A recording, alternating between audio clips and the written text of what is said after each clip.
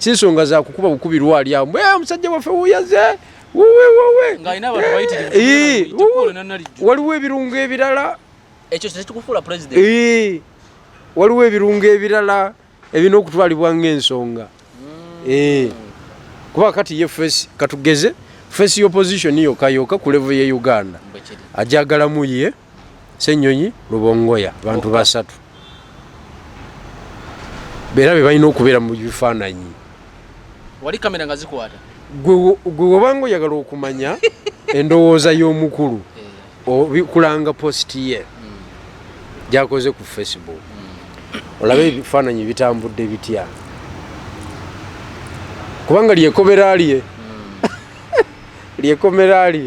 baba akutadde bakupostinga nti gwowedde okiwuli naye n'okulungi y'omuntu era ku Facebook kati ekifaananyi kyo kize ku namba mmeka nakyo kikulu nnyo ekyo eyo nsonga y'amaanyi mu nuupu njagala okutegeeza politics ali wali wakyana kito tabeeranganawo wakyana kito ebifaananyi genda nga olabe post gyakoze for example press conference ebaddeyo abantu abapostinga okusinzira bw'abaagala nga wamwagala ye kenyini yeesookawo nazaako ekya Rubongoya nazaako ekya Ssenyonyi kati awo abalala ne bajja mu others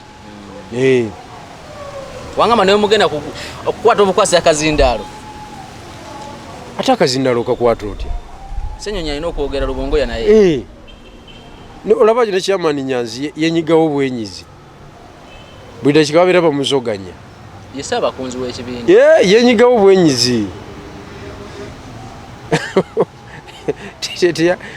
si weeri teyasomera mu budde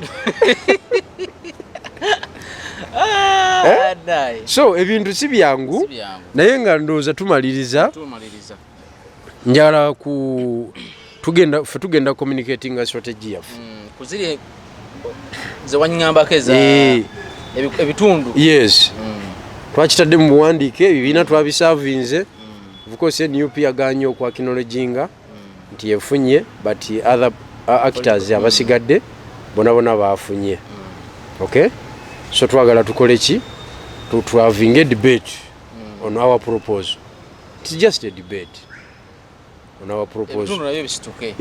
Banga ebimu ku twayogerako nawe Jeno Bijirwa abamu nakira bananga kya kusaaga but abantu bachi commentingako nnyo nga bagamba kyayogera ge mazima ekyo gamba nti basi oziwera sawa 5 ejinja watu tofuna iva busobola tosobola tikati uyite bwoba kuwereza bwofuna akasente bawo ina dola ogeno chusa sente atokisibiro tojifuna tewali naye ate embalala ku saa 8 zigenda so ebintu ezo byenjogera biri factual because nze ndi wa field so abakulu mwe bali kubeerako era ze ndi musanyufu okunkyaze wano sebu tojja ngoko tugenda ku planning nga tujja buli tukola buli Monday wano wennyini nga tukolera wano buli Monday okay okulaya nti tusobola okwogera ebigambo tewali tabu ensonga zonna nga zibeera zitambula nze wendi kale tweyanza nnyo tweyanzika onabadde osinzira okubeera nga otulaba mbadde ne Jeno Bijirwa nga twogera ebigambo tutemyetemye ensonga z'abayimbi ne tutematema ensonga eziri ku buli bwenguzi naddala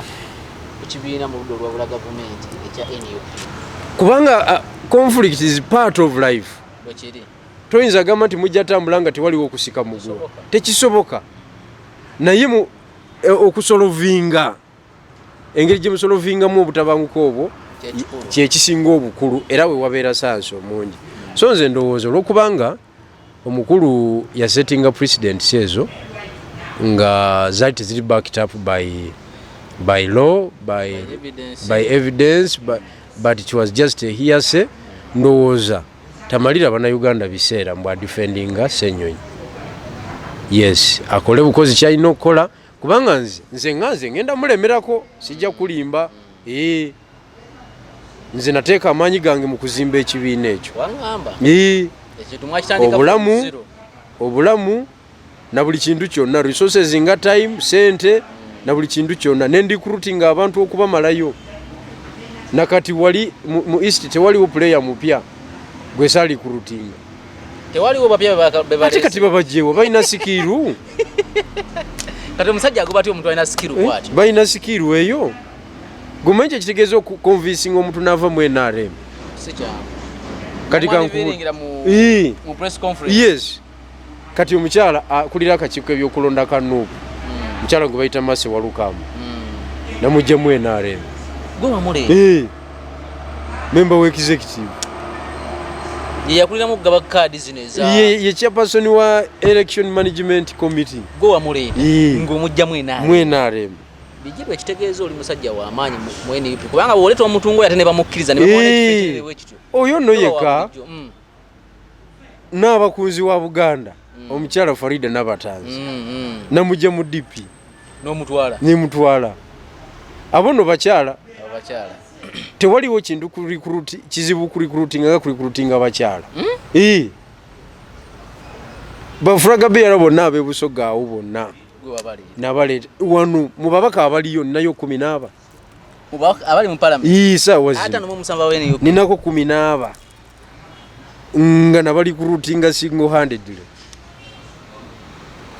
nenwana n'okulwana ebya fulaga ne biggwa ne bafuna flag ne bayingira constituency ne bayitamu kati babaka ba parliament butereevu oli ayinza n'okugamba nti gwe lwaki tewayitamu ebibuuzo bye baddamu ebyo mu bujega bwabwe mugulaki tebakola ki yeyogeza bwatu bye baddamu ebyo naye ekyo tekijjawo nze bwe mba ndi unlucky ku eyo level tekijjawo nti guli omulimu nagukola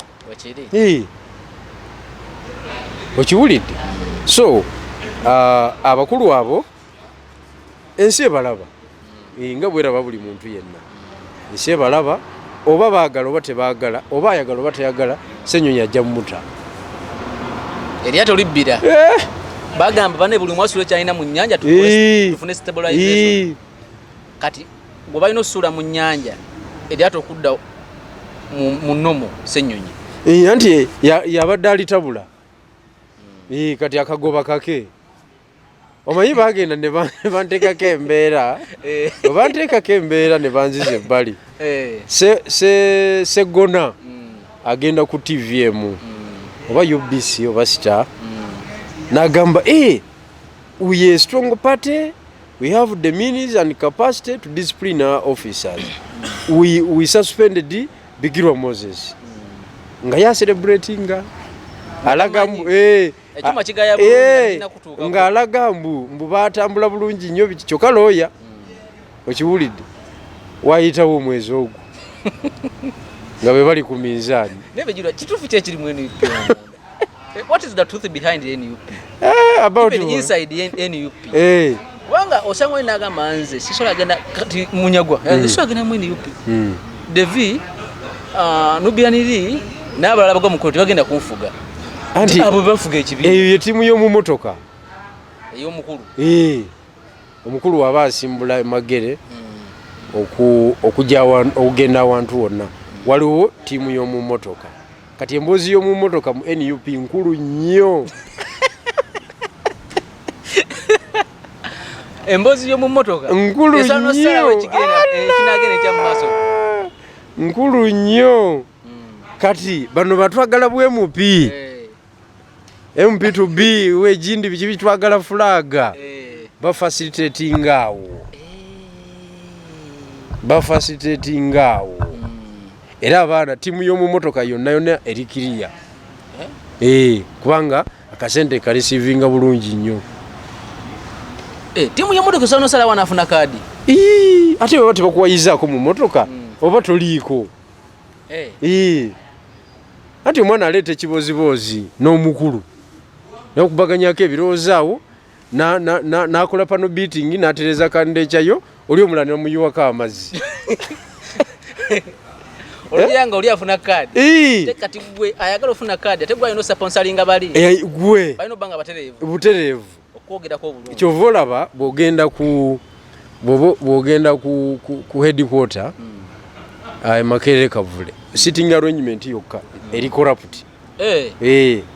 Kyova olaba NUP tesobola tekkirizibwa kwogera ku corruption. NUP tekkirizibwa kwogera ku corruption. Tekkirizibwa kubanga system yonna eri corrupt. Nkulaze timu y'omumoroka. Okay? tosobola kugeneratinga debate wali nga tosobola funa appointment nga tewawaddeyo ey'omukulu tekisoboka. Sitting arrangement press conference waliwo press conference eyo maaso nabo balina waliwo abamanyiddwa balina okutula mu maaso ne ku line ey'okubiri nga kamera enaakulaba kifaanyi kyo kinajja n'omukulu nga mwali tiimu ya kamera yokka eyina okuba ng'efunye ssente okupositinga ku Facebook y'omukulu ate nze nkubuulira ate gonye kubuulira bifa mu nnyanja ate ngo obuuza akasanke akabuukira ku lukalu okitegedde kakati sitting arrangement yonna eri corrupt eri tiimu emanaginga VIP section weeba tekoleddwako ojja kutuula eri awasemba n'abaana bafutusojja bategeka obutebe bakimanyi nti abo bakuba tiketi omanyi kye bayita okuvuga eggaali kwekwo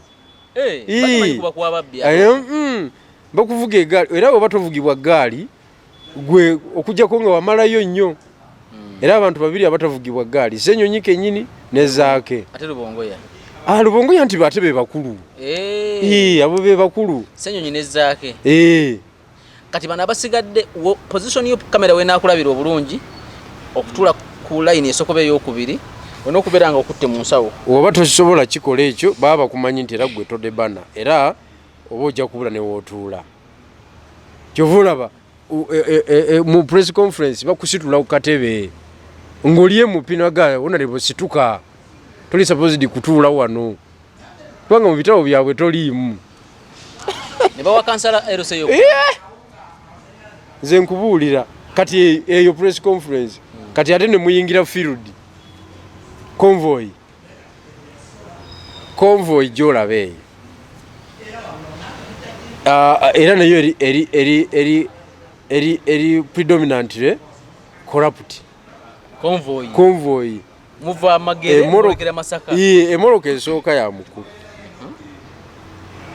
drone ejiri mu maaso ya kamera bona bepanze kuli kati kamera zikuba eno okay kati eddako erina kuba ya Lubongoya eddako ya Ssenyonyi eddako ya Chairman Nyanzi zeze nnya kosi ebisinga babaawo ne drone endala eya security awo kakati okudda ku y'okutaano paka ku y'ekkumi okweyongerayo bazipanga basing on your financial capacity bijirwa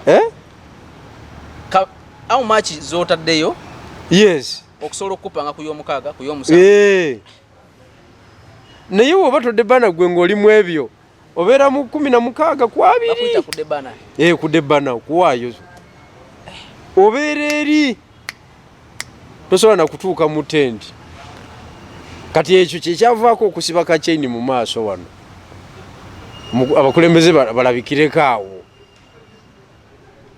emmotoka y'omukulu tosobola gyekwatako kwe kusiba kakyeni kati ate ako kakyeni nako waliwo tiimu ekukkiriza okayingiramu era eyo tiimu tekirizibwa in my opinion tekirizibwa kubanga sisitimu yayo nayo yonna eri corrupt kivula bwe yagenda mu lutalo lwa corruption tolaba nga lumulemeredde kuba atali kirini wakatali kirini accountability tajiwa bulungi tali kirini so ebyo nze nganze bwendaba I am entitled on my opinion yes nze nga bwendaba obadde obimanyi ebyo tusoka tufune space katini mazo tusoka tufune space tuyongere dakika nga 8 kale so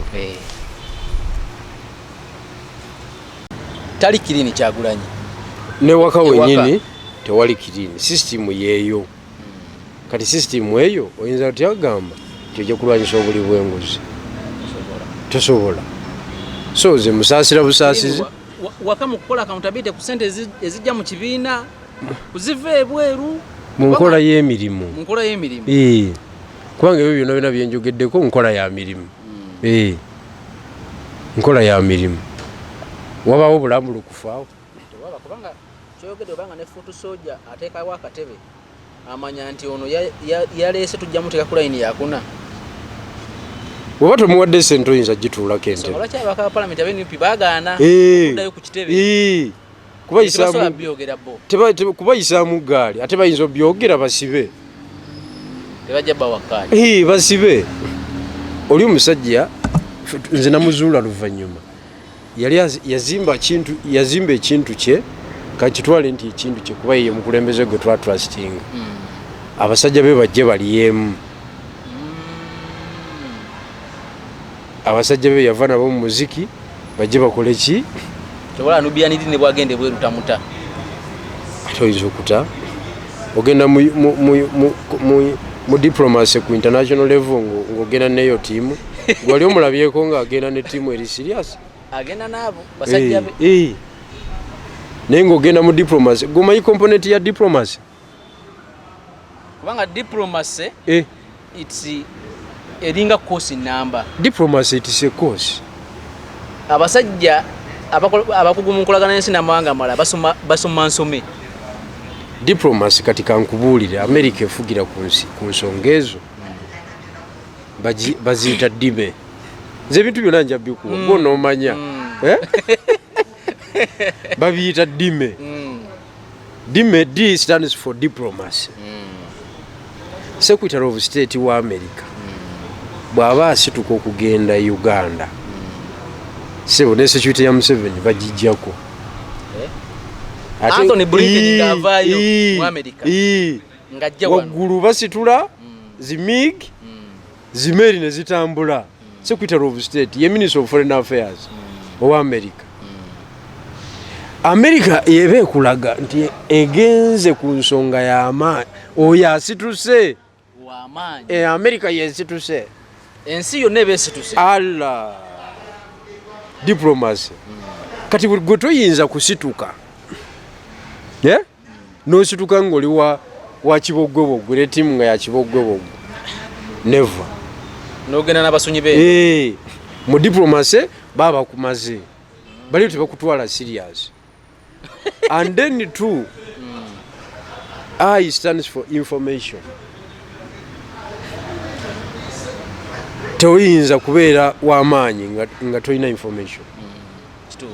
Nga togicontrolling. Era ebiseera ebisinga Kyagulanyi abadde w'amaanyi wano nga ya controlling. Kati biri 50-50. Kubanga forces ezikubye Ssenyonyi nzirabye nga z'amaanyi nga sizirabangako ku line nga z'amaanyi. Nemanya nti kati eyo industry tugenze gigabana n'abasajja abo. Kakati M stands for military. Military ya America. Enforcement. Capacity to enforce. Diplomacy, information, military. America tuwali ekisemberayo ddala economics.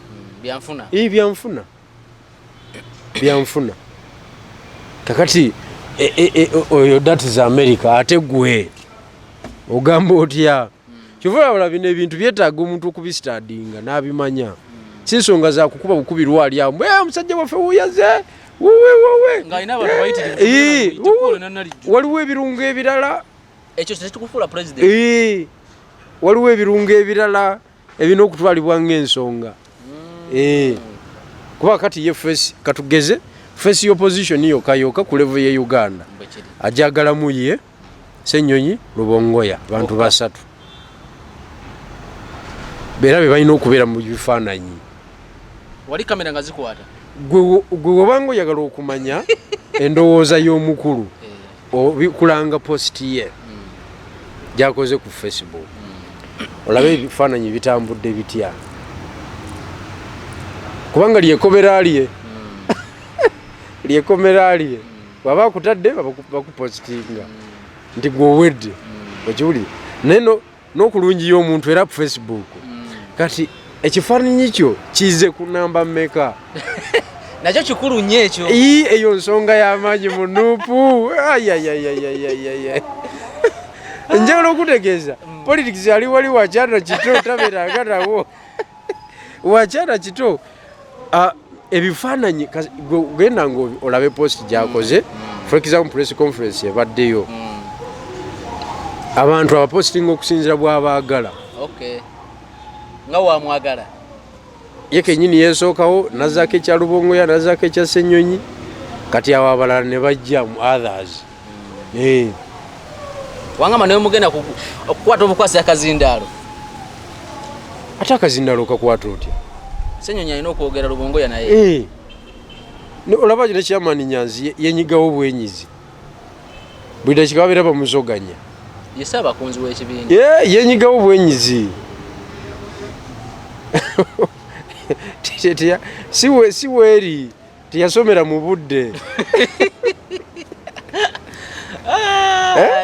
So ebintu si byangu naye nga ndowooza tumaliriza njala tugenda communicating strategy yaffe kuziri ze wanyambako eza ebitundu. Yes. Twakitadde mu buwandiike ebibiina twabisavinze of course NUP yaganye okwakinologinga nti yefunye but other actors abasigadde bona baafunye. Okay, so twagala tukole ki to having a debate on our proposal.